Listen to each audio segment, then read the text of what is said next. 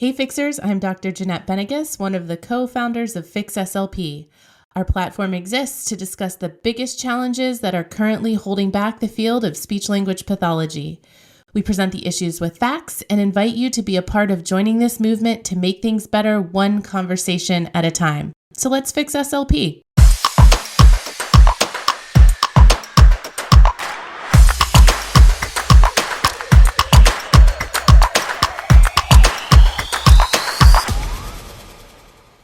Hey everybody, welcome back to the Fix SLP podcast. I have my first two co-hosts, I guess, but really I feel like I'm going to be interviewing them. They were on the list and then they both applied. So I reached out to them. I said, are you guys crazy? I was going to ask you on anyway. So here we are.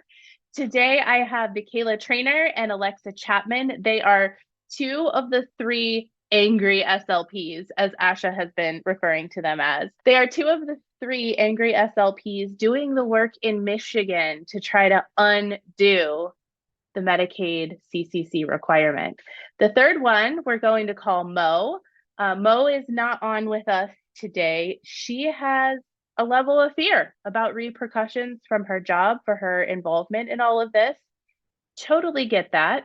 I think there is a lot of fear surrounding ASHA and the CCC and your employer's view of the CCC.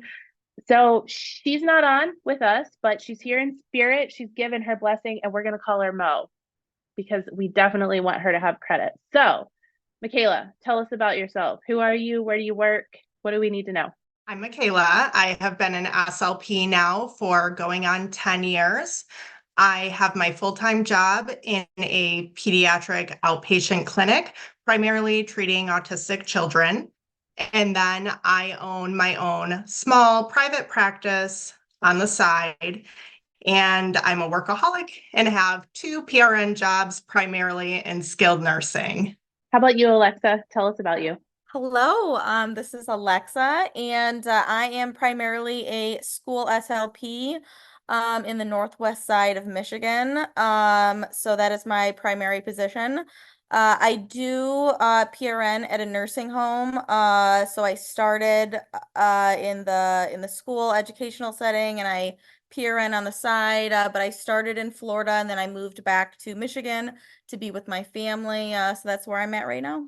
And I am a teletherapy therapist in Michigan sometimes. In the UP, is that what you refer to the Upper Peninsula as? Is that what we call it? Yes. All right. Sometimes in that SNF, we can't hold a Wi-Fi signal. So sometimes I give therapy and then the Wi-Fi goes out and we're just done for the day. So yeah, I do that occasionally for a company I work for in Ohio that can't staff up there. The regional manager lives behind me, and every time he goes up to visit, he takes his whole family because he says it's beautiful. He just doesn't understand why he can't staff it. Nobody wants to live there, right? It's more of a vacation town. The UP is a different world, totally different world. Today, we're going to talk about Michigan. How did you guys all meet? So we met basically from being boisterous SLPs through social media and then eventually Pumble. So I met Mo through a Facebook Michigan SLP group. We were trying to get in contact with Medicaid because Michigan is one of the 11 states that require CCC for billing Medicaid. And for the life of me, I could not find a good contact email. And then I noticed that she had posted something about being in contact with them. So I messaged her saying, what email did you use? What language did you use? How can we build off this? So we started collaborating that way. Then both of us joined Pumble through Fix SLP, and Alexa reached out to me asking if I wanted to collaborate and see what else we can do. And Mo joined in as well. She said, please include me. So the three of us had never met prior to all of this. And this brought us all together, basically being kind of the squeaky wheel. We don't feel comfortable just sitting back and waiting. and like, oh, what's going to happen? We wanted to try to take some sort of action, even if in the moment we didn't exactly know what that action was. So you came together, and what did you guys do first? What was the crux of the issue here that you really wanted to address? So once we met on kind of Pumble and we kind of went from there, we decided to get on a Zoom meeting and kind of go from there. So we all three of us got on a Zoom meeting together, and we talked about what really is kind of driving this issue and what we are really concerned with. So we started a Michigan petition, and we all got together and we thought about what the biggest issue that we feel is going to be affecting our patients in Michigan. And we felt like it was the access to care. I think we can all see the writing on the wall coming at the end of the year, with so many people being upset with what's kind of going on in our field right now. And they'll be dropping their Cs at the end of the year, which is going to cause a huge, cascading effect in our state with access for patients. Especially in rural areas who don't have a lot of patients to begin with, or sorry, a lot of therapists to begin with, and even in the Metro Detroit area. I know that there's a huge wait list, and Mikayla can talk a little bit about that in different areas. So we foresee that being a huge issue in our state. Medicaid clients as a whole, especially in the Metro Detroit area where I'm at, face insanely long wait lists, not just for speech, but I just tried to refer a child for a psych eval, and the wait list is literally years. We're looking at 2 to 3 years because they have 2 pediatric psychologists who accept Medicaid. So Alexa is right. Our main standpoint on this is that we're trying to increase access to care, because every client should have a right to choose who their therapist is. And regardless of the issues going on with the Cs, they can't choose me right now if I don't have that certification that I'm paying for. And explaining that to a client who doesn't understand anything going on with Cs, it's like, why can't you just take me? So it's a massive issue going on. We just want to increase access to care. We just want to do our jobs. We just want those clients who desperately need the care to not be waiting 6+ months, going into years, just trying to get basic care and intervention. And Yeah, just to add on to that, at our last chair meeting, or our committee meeting, we talked about Flint and everything that's going on with the Flint water crisis and how they've been trying to staff a speech therapist in that area, and they haven't really been able to find a lot of speech therapists specifically for that area. So that's also going to be a huge accessible issue in Flint as well. so I'm just south, and I sort of know what's going on, but we have listeners all over the world. So why don't you just really briefly, for listeners who don't understand what you were just talking about, what is the Flint water crisis? And just give like a 1-minute synopsis of what's going on.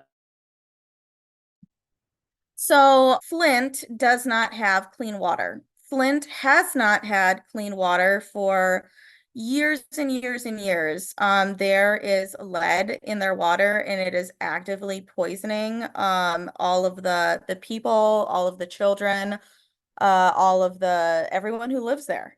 They don't have clean water to shower with, to cook with, to brush their teeth with, to drink, nothing. It is actively affecting the children that go to school there.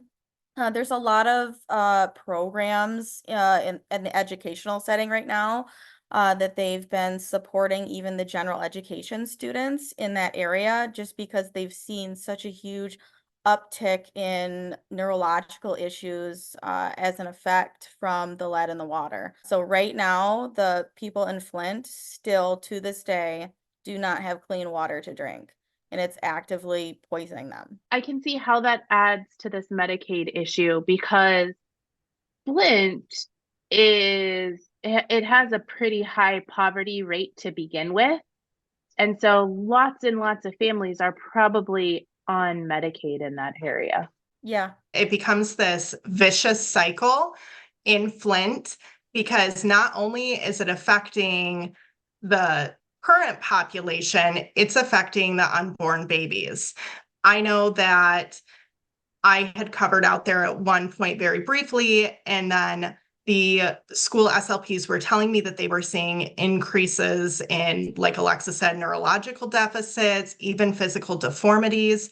And the problem is that, like Jeanette said, these families are facing such a high level of poverty that they truly can't afford to go out and buy bottled water. They can't afford the clean water. And while families might be boiling their water, having to boil your water for years and years and years is so taxing. I know when I have to do it for a day, if something happens, I'm like going crazy. So at one point, I lived towards that area a little bit. I lived in Duran, which is like 10 minutes away from Flint. And this was a couple years ago, but they're still being charged a water bill for this poisoned water, which I just think is horrible. Just an added tidbit there. And they've been trying to find SLPs to work in Flint school system for years. Like they've been understaffed for years where they just don't have enough SLPs in that area. So I continue to see this being a huge issue Yeah. if they are requiring the Cs continuously. Yeah. Oh boy. Okay. So you guys met, you decided we're going to take this on. Walk us through the steps you took. What did you do first? We've reached out to Michigan Medicaid via email repeatedly. And the response that we obtained was we are following the federal regulation. However, when I know I would respond saying that there are three options in the federal regulations that we can choose from, but Michigan is saying, nope, it's CCC that is required. I did not receive further responses back after that. I do know some others have received responses basically saying, well, that's the way that we know the person is certified and they have their CEUs. So that's the one that we choose. I'm confused. Why do they get to choose? Why are they special? It's a good question. We've been asking ourselves this question for a while now. Okay. So then what did you do? We talked to our jobs about what was going on, the concerns.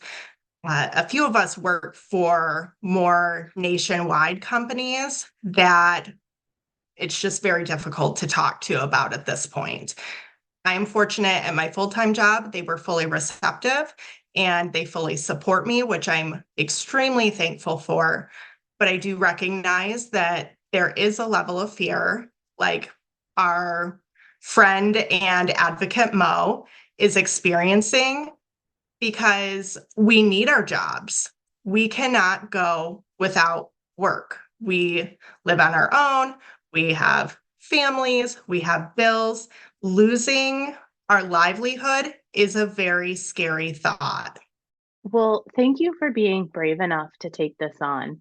I think that's huge. And it takes people willing to step forward and say, I'll do it to make big changes like this. And change is scary. So I understand that fear every day. I get it. So your job's supported-ish, maybe not most. So who did you guys reach out to next? What was the next thing that you did? We decided to set up a petition. We got together and we looked at everything, and we have, I believe, and Mikayla, correct me if I'm wrong, we're right around 1,200 signatures at this point. We were sharing on social media, we were sharing with our friends and family, we were posting on Facebook, Instagram, Twitter, everywhere we could go. I was buying donuts and I was going to local schools with my petition taped to the top. I was going to nursing homes in the area. I was going into businesses and telling them who we were, what we were all about, how this affects people in our area, kids in the schools, our residents in the nursing homes and the hospitals across the board.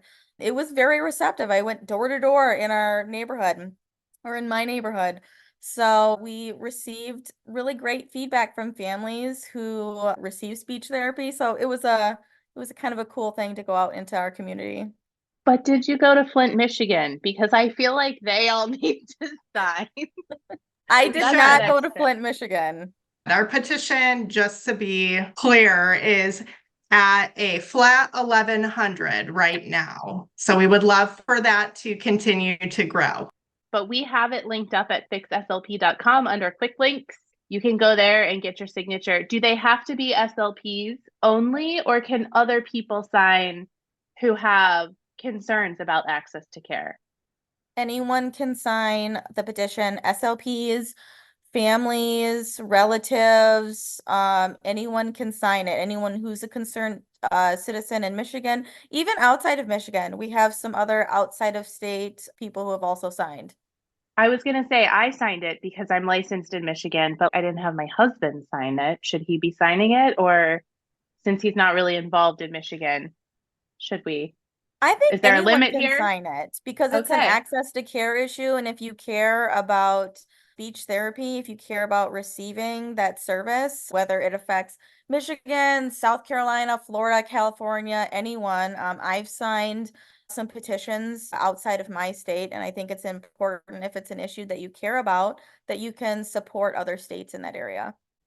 Keep going. Keep walking me through it. So after we did the petition, we weren't sure if we needed to hit like a certain number in order to be taken seriously or not.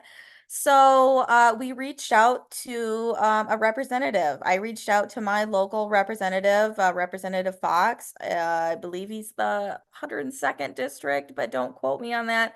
I'd have to look it up. I gave him a call. I know him personally. He is in education and he was also in the Commission on Aging locally in my area. He was my principal in middle school. He was a very nice guy. So I reached out to him. I called his office in Lansing. I spoke to his secretary, Peyton. I kind of told him about our petition and about our movement and what we were doing in our state and our concerns. And our feedback was taken very seriously. We were invited right after that to an advocacy day at our state capitol. So we were very excited. I called Mikayla and I called Mo. And I said, we've been invited to Lansing. And so then our little movement kind of took us to the Capitol and we were able to present at the Capitol. We also had another friend from Arkansas also join us. I don't know, his name's Yeah, we'll call him out. Preston. Hey, Preston. Preston has been doing some behind the scenes kind of work for us. He's very interested in governmental affairs. He's very articulate. He sometimes sees things differently than I see them, which I very much appreciate his input. So Preston's great. If you ever reach out to Fix SLP, I will often offer Preston up for to help if he's interested. But he has some good perspectives and he really has the interest there and kind of the knowledge in government to be effective. So and I wanted to go and I was so sad that I couldn't, but my mom has been sick. But I was definitely planning to make the trip up there. It was going to be a really long day. So if something like that happens again, maybe we'll get it worked out. But yeah, I was so sad to not be present. So we had Preston join us, Mikayla and Mo joined us. So we all went up to the Capitol. And we were able to sit down with him and kind of talk about, we made a face sheet. I had no idea what that was before this, but we created a document to kind of tell him what the issue is, who we've spoken to in Medicaid, what their response was to us, and how this affects Michigan residents specifically. We told him about our petition, what we were at, and how much support that we've been getting, and also how this isn't just an isolated movement. It's happening across the US. And this isn't just happening in Michigan, it's happening in multiple other states. And he was very receptive to listening to us and helping us. After we had the meeting with him, the feedback was that he is getting together with some other representatives that he knows, that he feels this would affect people in their districts as well. And they're going to come together as a group and meet with Michigan Medicaid to say, what's going on here? My constituents are bringing this concern to the table, that this is the issue at hand. Why are we not following the language of the law? He made a really good point that he feels that it's more so an application of law, not so much that we have to change the legislation itself, but if we just follow what the law says, that this really won't be an issue. It's more of an application. So that's kind of the gist of what happened at the Capitol. And now I have goosebumps. So did we. The meeting at the Capitol went extremely well. I think best case scenario, we gained support. Our representative was like, let me talk to my fellow representatives. And, a lot of people have some level of speech therapy in their life. So Representative Fox has a daughter that went into speech, but ventured more into linguistics. So it's like he was familiar with the field as a whole. And I think that can be said for so many people. They have a child in speech, or, oh, my nephew went to speech, or I know someone who had a traumatic brain injury and they needed to get speech after. It affects so many people, more than just SLPs. And I think it should be said, with as well as the meeting went at the Capitol, we had tried a couple of other avenues first. We reached out to MISHA, our state ASHA, and they were a little tight-lipped with us. They promoted us becoming members, which we are considering doing. We would just like to know where they stand on some more detailed issues before we go and invest more money into an association that we feel may or may not have similar views as us, or may not be open to us. We just want an open dialogue.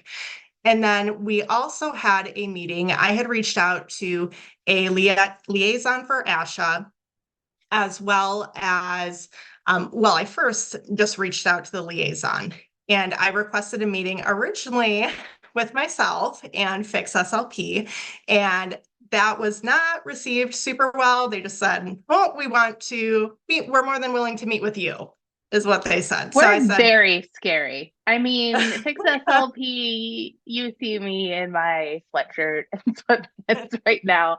Very scary person. But I had every right to be at that meeting as a licensed practitioner in Michigan. And I feel like we could have pushed it, but I did agree. Just, you should do it. More might happen if I'm not present.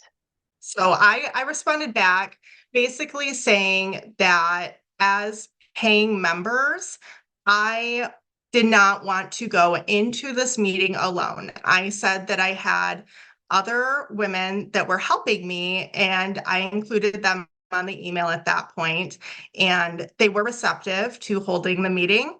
However, we then noticed that there was another name included on that email that responded back, and that was an ASHA representative for Medicaid.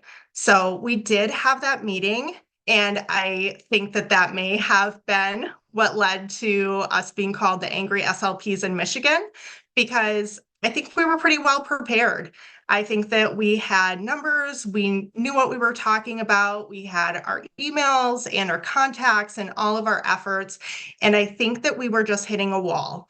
So at the end of that meeting, we thanked them for their time. We do appreciate that they responded to us and that they were willing to meet with us. We do truly appreciate that rather than being dismissed, because that had been so much of our experience up to that point, was being dismissed. So we appreciate that they met with us. However, it just felt like we were coming to an impasse. So at that point, we thanked them and said, okay, we are going to continue our advocacy efforts in whatever way that we need to. And part of this issue here is not making the CCC go away. I continue to get questions about that. Why do we want it to go away? I worked hard for this. First of all, you worked hard for your state license, right? That's it. You worked hard for your state license. You chose to purchase a certificate, or you were coerced into purchasing a certificate. The CCC does not need to go away. It needs to be truly optional for those who wish to purchase it and those who wish to not purchase it. And so the language that ASHA continuously uses is, this is an optional product.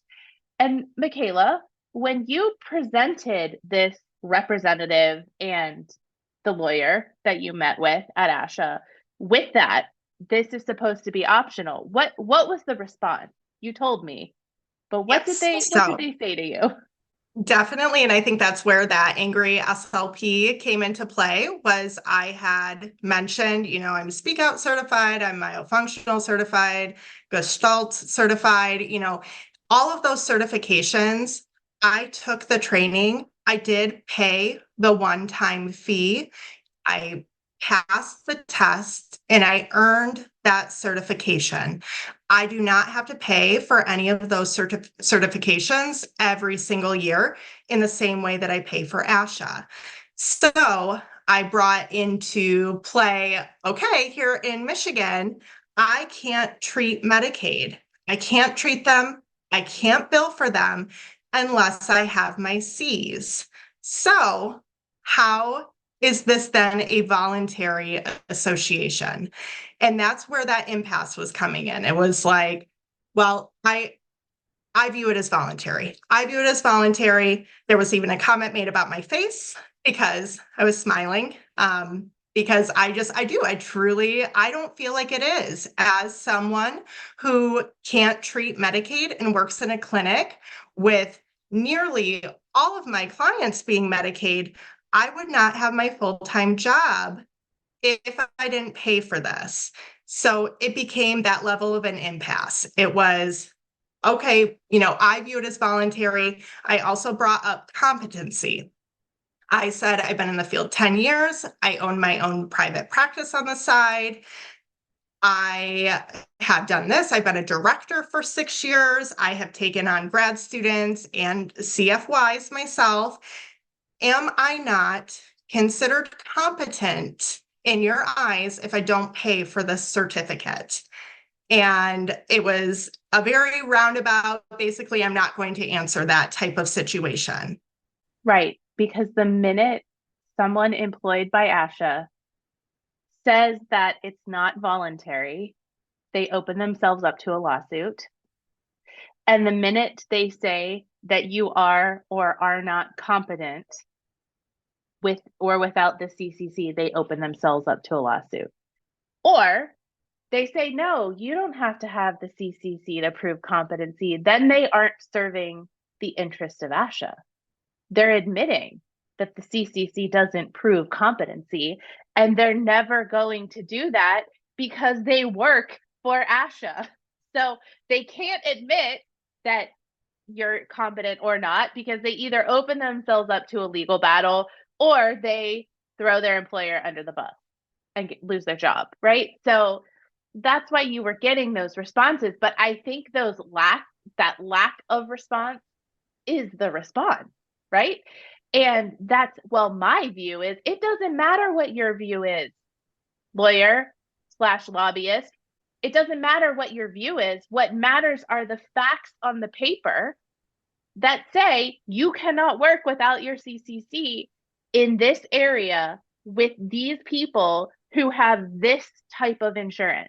You can't. It's not optional. Doesn't matter what your view is. That really gets me fired up. But enough of this. Stop making things up and stick with the facts. That's it. That's all we need. That's where we start. Once we can lay the facts out on the table, then we can start fixing some of this and making it truly optional, like you view it as.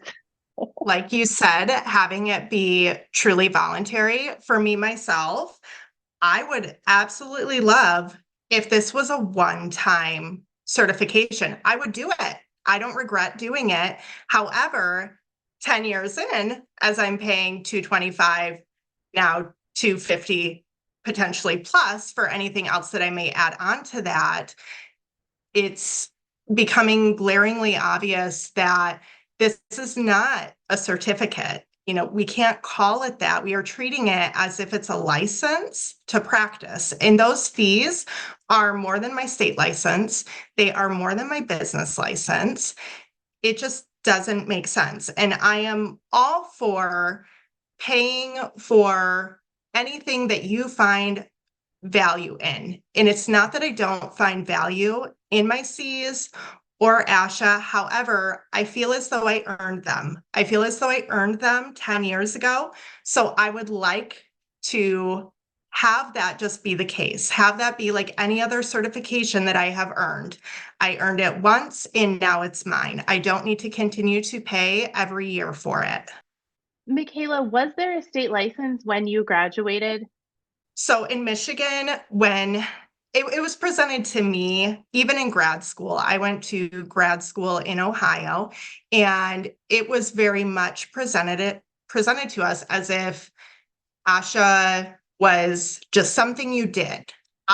For way, way longer in my career than I care to say, I thought ASHA was mandatory. Like, this is something I need to do. I didn't realize that there were SLPs who were not paying for it because it was presented to me as if you need to do this.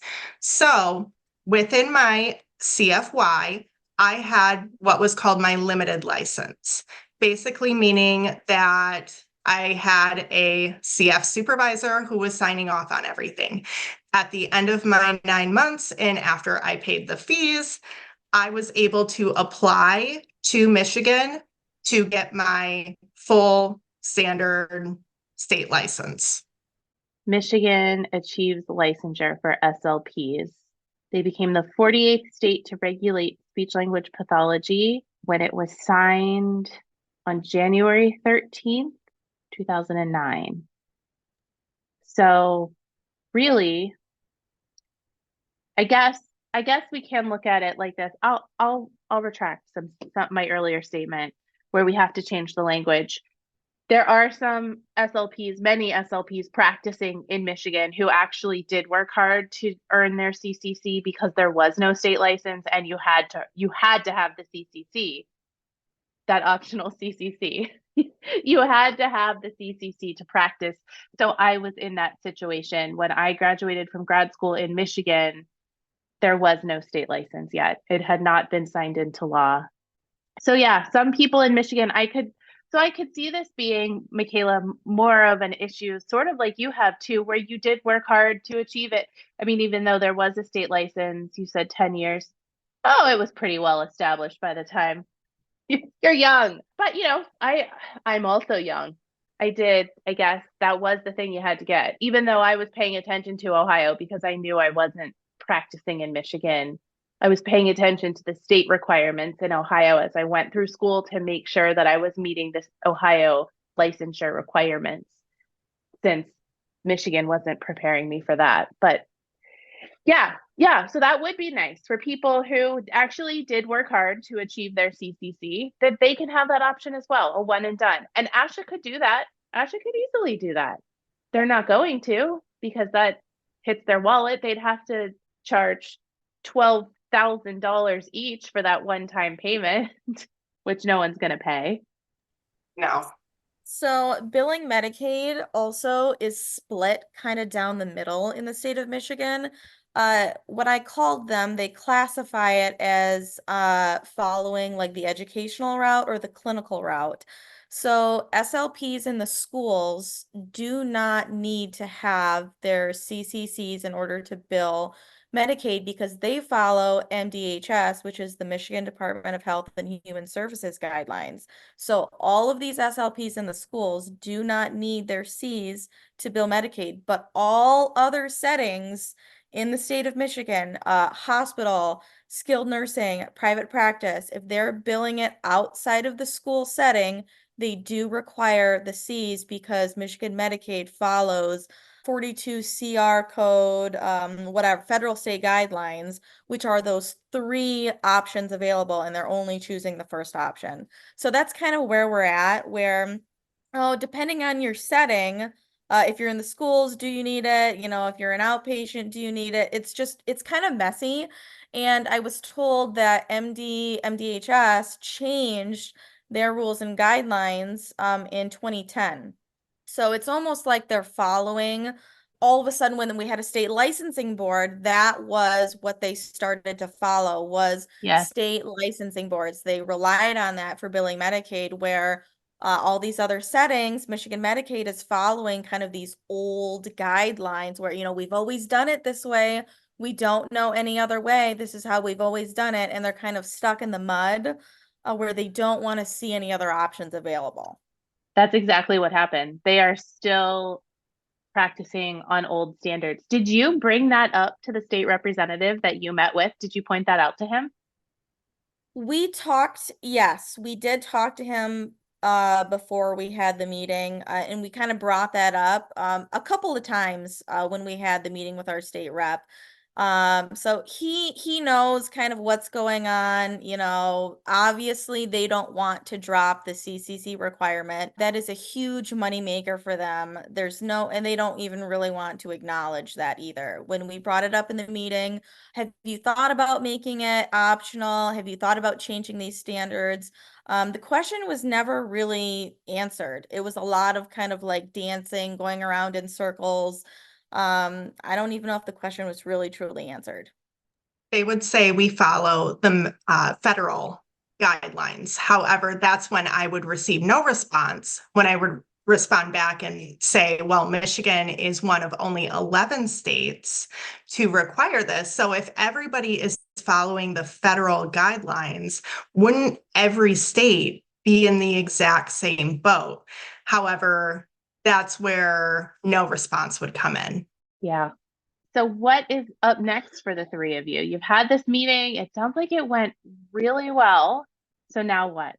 We are attending a meeting coming up at the end of April with Michigan Medicaid, and we are hoping to gain more supporters who will also be attending with us. And we are going to attend that meeting. From my understanding, I don't think there will be much collaboration going on because they had to submit questions ahead of time. So our plan is right now to see how that meeting goes. Based upon what happens there, we will continue our advocacy. We are still doing advocacy even between now and that meeting. We are spreading the word. Alexa, Mo, and myself meet almost weekly via Zoom, figuring out different avenues. So even if we don't exactly know this is what we're doing next, and then after this, we're going to do this, we just find a way. And I think that that's how we started. And I think that other states can do the same thing. You don't necessarily need to know, like, I need to do this, and then this, and then this. You just have to be uncomfortable enough with sitting back and doing nothing to find other SLPs that are a little more boisterous to gain support. I'm very fortunate that I have Mo and Alexa because it would be challenging to do by myself. However, I do think it's possible, even if you're in another state and you're like, oh, everybody's really tight-lipped, but I want change. You can do it, and you can always reach out to any of us. We love bouncing ideas off from other SLPs. I think that that has been one of the major perks that has come from all of this is we've met Preston in Arkansas. We have met Brianna in Ohio, we have met multiple SLPs that we never would have met had we not started to speak out. There's also movement happening in the House in the state of Michigan too. After this meeting with Representative Fox, we know that he's meeting with another group of reps to kind of bring this to the next level. We have a call out to someone who is higher up in legislation as well. So there's movement happening, and there's also chatter, not just in our state, but other states as well. It's exciting. It's exciting times. We are planting the seeds for what our profession is going to look like 10 years from now. And advocacy work is exhausting and like gritty, and there's highs and there's lows, and it's like, I don't know. It's hard. Like Mikayla said, it's hard to do it alone. This is why I need a Fix SLP podcast co-host, because it's hard to do it. This stuff is hard to do alone. So thank you for, again, I've already said thank you, but thank you to the three of you for leading this and really making a difference, not only for SLPs, but for the families who need the service and their families. And this is a trickle down effect that will leave a legacy if it is changed for a long time. And it's so important. What can people do if they want to join you or support you? What can they do to be a part of it? Sign our petition. So you can go to Fix SLP and sign there. You can also follow. I am spamming my own social media. My clients and their families are super understanding of me spamming my social media all the time. Sandy Speaks Therapy on Instagram or Facebook. I also just posted a link there. We are now selling the shirts that we wore to the state capitol, and all of those proceeds are going to continue to help us. Like Alexa said, go buy donuts, go stop in SNFs, schools, spread the word. All of that is just going to put back in to advocacy. Mikayla, didn't you tell me that your Sandy Speaks Therapy is named after your late mother? It is, yes. Yeah. My mother died in 2018 from a very rare form of cancer. And I am super fortunate. Another reason why I'm not fully ready to leave my full-time job is because they have been so supportive. One of the CEOs was amazing when I went to her regarding, I want to open my own private practice. I'll sign any non-compete you want me to. Please don't fire me. And she said to me, you should absolutely open your own thing. And she said, you don't have to sign a thing. We can all help. And that has stuck with me. And she is someone that I look up to, because that is what it's supposed to be about. This is all supposed to be about care. It's not supposed to be about, oh, you need this to build this, or it is supposed to be about helping our clients. Yeah. And I just wanted to say, what a legacy for your mom. Say I'm spamming my social media, but this is deeper. I mean, I'm someone that, my private practice too, my late father is all tied up in that. But your mom's probably so proud. And like what a cool thing to be doing with her name on it, that just, she lives on. So I just wanted to recognize that, because having a deceased parent from a pretty, I'm assuming if it was a rare cancer, pretty dramatic kind of illness like that, it's important to keep our parents alive and their memories and their legacies alive. So I know she's probably so proud. So thank you. I appreciate that. We will have y'all back for updates when we have them. Hopefully we'll have Preston on in the future, because he's in not just Michigan, but he's helping elsewhere too. So hopefully we hear from him in a couple episodes, and I'll just tell everybody, thanks for fixing it. Bye, everybody.